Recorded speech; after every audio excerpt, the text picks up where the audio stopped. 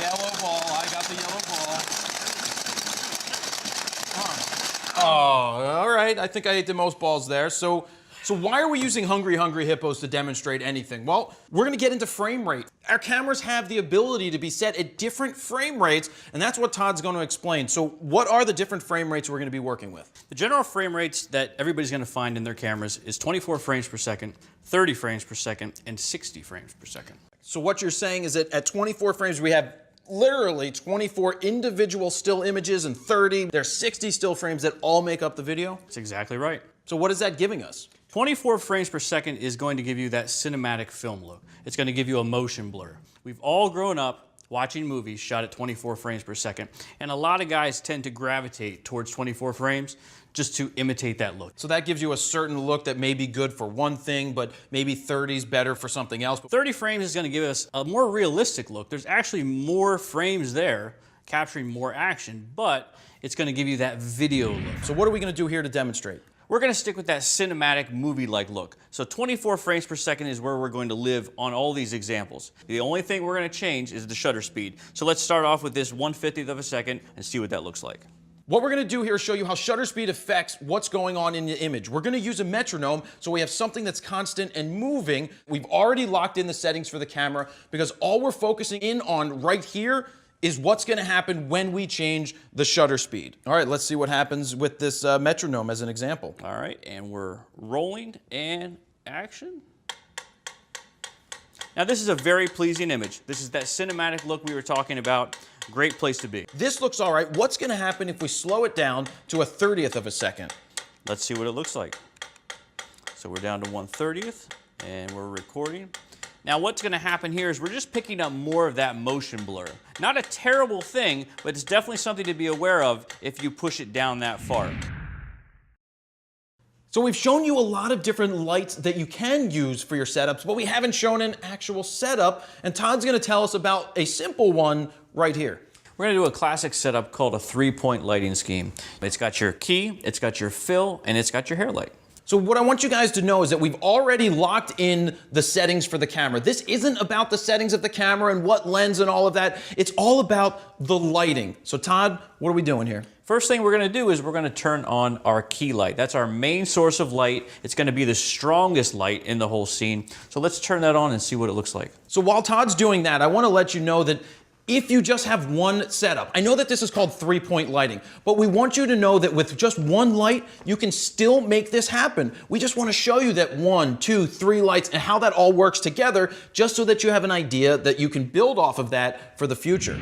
So we just showed you guys a lot of different options that you have to get audio into the camera, but there's one mistake that I made when I first started out because I didn't know any better, and that was how to set the audio levels in my camera. I set it to auto, and auto may not be the right choice. Why is auto not the right choice, Todd? Well, it would be great if the camera did all the work. Unfortunately, when it's set to auto, when it's real quiet and nobody's talking, it looks for sound. So it raises your recording level and you get a lot of hiss. Next thing you know, somebody starts talking again and it compresses that audio to try to keep up with all the different levels. Right, so basically what's happening there is the camera is set to auto and it's bouncing up, it's bouncing down based off of just whatever audio is there. So if you have some quiet times, it's really gonna raise those levels. You're gonna hear a lot of hiss, and that isn't good. I hear a lot of hiss in a lot of my early videos, and that really is the reason why. So what is the way around it? Well, the first thing you gotta do is get out of auto and go to manual.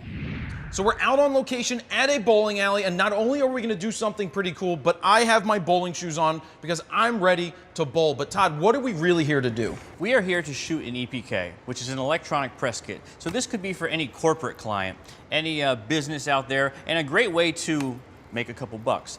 Mr. Dave Leno back here, he's an avid bowler. He's looking for an EPK to help promote himself and how knowledgeable he is. Sure, and another thing that an EPK can be used for musicians, for any business owner. You're telling the story of what they do in an easily consumable piece of content that they can put anywhere and use it pretty much as an advertisement. So you have the clipboard here. What are we talking about? I got a clipboard here. I have got a shot list first and foremost. Last night I kind of just thought out everything I want to get. Not cutting off creativity whatsoever, We're gonna be inspired while we're here to do some extra things, but at least I've got a roadmap and I'm not gonna miss critical things. Yeah, remember when we talked about pre-production? That's what you have to do to prepare yourself. Todd, what are some more rules we're gonna get into? Well, some good things I want to talk about now are coverage and the almighty 180 rule. Now, this 180 rule is something that I just ruined at the very beginning, but it's something that I made the mistake once and it never happens again. So that's why we're here to show you the examples to see what a good use of the 180 rule is and what it looks like if we break it. So let me just give you the basics. We've got a camera above us here, and between the two characters, there's an axis between us. There's an eye line between us. We don't want to cross that eye line with our camera. We want everything to be on one side or the other. Right now, we've got all of our cameras on this side. That's generally where you want to keep them. It helps the audience understand where things are relative to one another. Now, if we cross that line, which we will show an example of, it will disorient the audience. Can you break the rule? Absolutely. But know the rules, and then you can break them. All right, Todd, I see you have the slider set up. What is going on here? Well, I'm gonna come in here for a two-shot. Kind of tried to fake it here when I swung it around. I think that'll give me good movement to come into this shot, but this is gonna give us a really cool effect while getting both of them in one shot. So go over the two-shot again.